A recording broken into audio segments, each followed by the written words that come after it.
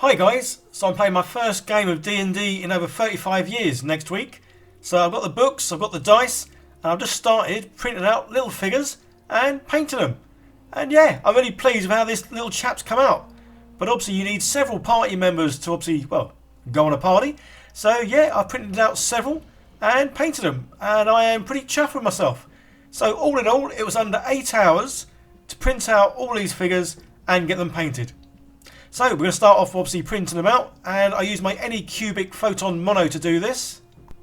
But before we can print anything off, we have to get our STL files, and I like to go to my mini factory for this, as they have tons and tons of great 3D artists there, and one of the ones that I do prefer is Artisan Guild.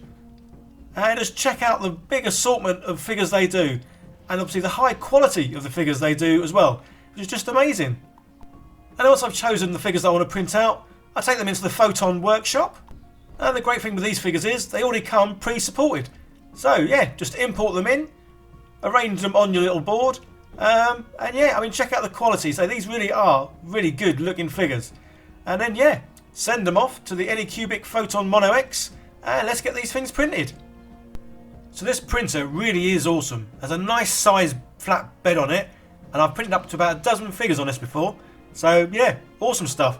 And it only took about two and a half hours to print off these figures, which again I think is pretty cool. So once they are printed out, this is how they come out, and yeah, I must admit, pretty awesome. So basically what I've done is I've stuck them onto a metal washer, just because I like to have a metal washer on these, just because it gives a bit of weight to the things, and I think it helps make them stand better. And then a bit of primer, and yeah, they're all good, ready to go. And let's get these things painted. I was recently sent the full set of D&D paints from Army Painter, which is just awesome. Such a variety of colours, and obviously as I am doing a lot of D&D stuff, it seemed perfect to get the D&D range. So yeah, many thanks to Army Painter for sending these all to me, as well as obviously some balls. I think I might have seen some of my previous videos and thought, well, this guy needs balls obviously. So yeah, we'll get the paints out, and I'm loving the huge variety of different sort of subtle shades, colours, and yeah, and some of the names. They got some cool names on some of these. So yeah, I really am impressed on the obviously the variety of colours I've now got, and I will certainly be printing and painting lots of little minifigures. So yeah, come on Dungeons and Dragons, let's have ya. So these smaller sets also come with a little minifigure in, which is pretty cool. Some are single piece figures, and this one, well, it's on sprues. So yeah, good old sprues. I'll be able to cut this out and, well, possibly have a go at melting this in some acetone later. And there we go, so I've tried to arrange all the paints into obviously the variety of the colours, the blues, the orange, the greens and all that. And yeah, now time to get my balls out and give them a good shake. And well, yeah, basically drop each or one ball in every little pot. And obviously this will help when you come to shake it, it'll help sort of mix it all up. Well, that's a general idea anyway. It's simply a case of popping the top off, which is fairly easy, and then dropping a ball in, which is a bit trickier. And there it is. Job done, one down, and I don't know, about 70 odd to go. Give me a little clean, pop them back on, and then yeah, arrange these nicely on my arty station sort of work area, which I've had a good old tidy up of, and yeah, fill up them shelves. And as I'm going to obviously have a lot of heroes, I need to get some sort of good skin tones going, just so not everyone's looking a nice sort of pale pink. I've got a variety of shades here, so yeah, some of them can have a bit more of a tan to them. And again, this little set comes with its own balls. So yeah, I'll be dropping those in and giving them a good old shake. So yeah, certainly a nice variety of skin shades there. And last but not least is the good old washes. And yeah, anyone who's seen any of my previous videos knows how much I love washes. Just because they do really add a lot of effect to a simple figure that you paint. So yeah, basically my style of painting is to get on the base colours and then go over obviously with a wash. And there's certainly plenty here. Although the Army Painter is releasing its own speed paint soon, which is basically a kind of a contrast paint. So I can't wait to get my hands on those too. And as you can see, there are quite a variety of washes. So it's not just sort of like strong tones, mid tones, light tones, but you can get the colour washes, which is awesome. So now onto my figures, and what I'm basically going to do is I'm going to kind of do like a batch paint with these. So that's why I've got them all ready to go. And yeah, I'm going to sort of like pick a colour and then do that to basically all of them. I've been using the Artiscapade brushes now for, well, a good 2 months, and yeah, I'll have to admit, I really do love these. Especially the handle with the triangular grip. It really makes it really comfy and nice to hold these. And I've also found these are starting to hold the paint really well. So yeah, check me out on a professional term there. These paintbrushes hold paint really well. And there's one down, just 5 more to go. But as this guy's an ogre, I've given him a bit of a darker sort of shade of skin. So all the other chaps, or chapesses, I'm going to do in sort of a nice lighter pink. And starting with this, well, sexily clad young fighter, I guess. So yeah, going to do the skin colours on all of them, and then sort of go on to a brown or blue or whatever colour I sort of think goes next, basically. So yeah, again, I'm really enjoying painting. So anyone who's been with the channel for a while will know my early videos, I used to always moan. And basically I moaned about the fact that I hated painting. I moaned that I didn't like how things looked after I painted them. And sometimes I just wish I didn't have to paint things at all. Whereas now, that's the complete opposite. I actually got some sort of joy and relaxation from painting these, which is pretty awesome. So yeah, again, my painting skill, very simple. It is just a case of getting all the basic sort of colours on this, obviously being as neat as possible as I can be, and then yeah, going over with washes afterwards. I will eventually have a then go at trying to sort of do some highlights onto these, but say at the moment, because I am enjoying what I'm doing, I'm sort of keeping it nice and simple.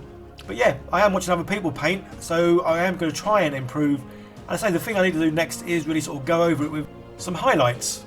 If you play tabletop games, then you're going to have loads of these. That's right, dice. And these lovely things come in all kinds of shapes and sizes. From plastic ones, to metal ones, to gold ones, and to huge ones. All the ones I use can be bought from Easy Roller Dice, link in the description. But don't you just hate it when this happens? Too many dice innocently go off the edge of the table and under the sofa. If this has happened to you, then you need my face on a dice tray. So whether you're rolling just the one die, or several dice, or if you play a game where you use tons of dice, then you need to be rolling them on my face. So check out Easy Roller Dice, where you can find this great dice tray, all these varieties of dice, and use my code MINI15 to get 15% off your order. And who knows, rolling your dice on my face might give you that lucky roll. Click on the link below when the video finishes. Okay, enough of the shameless plug, back to the figures. So yeah, they're all now painted, and say they've got all the base colours on, and they don't look too bad, but obviously they do look 100 times better when you get some of the wash on. So with these washes, I'm not too sure how you're meant to use them, as in pouring them out. So yeah, I'm basically just dipping my brush into the pot, just because I feel if you pour this into something, then the bit you don't use will get wasted. So yeah, straight out of the pot onto the figure. Although I may try and build some sort of little holder for the pots, just so obviously I don't knock them over. But yeah, basically it's a case of I'm doing a very soft wash on these guys, just to sort of see how it comes out. And yeah, basically going to go over the whole thing with the wash. Obviously, if areas do sort of build up and a bit too heavy, then it's simply just to go over with the brush, and obviously it'll just soak it back up again. Or you can just sort of like move it around to where you think it'll be needed more. But definitely, yeah, in all the like the crooks and crannies or nannies or whatever it's called, yeah, try and get it in there, because obviously that's where obviously the darker areas would be. So I did the same thing for all the figures, but again, because these ones have got lighter skin, I've gone for a lighter tone on these ones. Again, just to vary it up and to see just how well or how these washes come out, and obviously they're going to be different.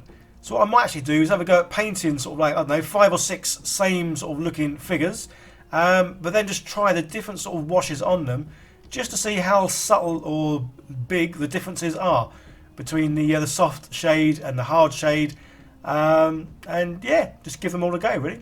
The other thing I will be trying out, which obviously I haven't got at the moment, is you can get the quick washes in a large tin. So rather than painting the figures like I'm doing with the wash, you basically get your figure and you dip it straight in a tin, which yeah, it will certainly save a lot of time, and say it'll certainly get away this awkward bit of what do I do with the wash? Do I pour it out into something, or do I just sort of dip my brush straight in the pot? So yeah, so look out for that, guys. I will be getting the tins of quick wash very soon. And yeah, leave it to obviously fully dry, and yeah, I'm really pleased with the results. I say it's such a simple thing to do, but it really just makes these figures pop now.